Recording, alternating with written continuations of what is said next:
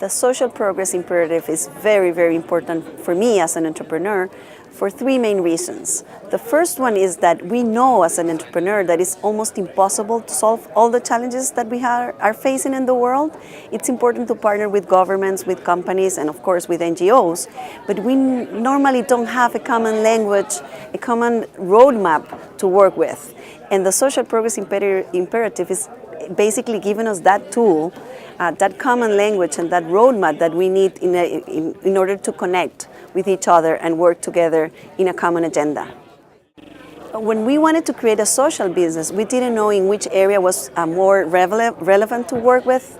And we decided to look at the Social Progress Index to identify the priorities for our country and our region. It's easy to see because the index is aligned with three main components. So we were looking at the basic human needs, and the most important priority in that area is nutrition. So we decided that nutrition was important.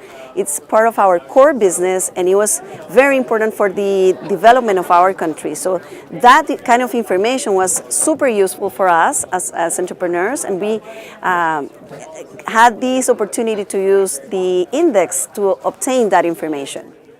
Very important that the index allows us to connect with other regions, other countries, and other entrepreneurs who are working on the same areas to do benchmarking, to understand what are they doing, what are the best practices around, and try to get those best practices into our country and be part of it, and actually partner with them to implement those ideas faster than we can ever do alone, basically. Nutrition is really important for Costa Rica, and especially subnutrition, but we wanted to know which other countries are doing really nice things around nutrition. And we found that Guatemala is doing very specific things related to the 1,000 days window in terms of nutrition. Or we knew that Bangladesh, with Professor Mohamed Yunus' initiative, was doing really super interesting things in terms of nutrition. So we are trying to partner with them using the tool, using the index as a way to connect, to get connected and to work together.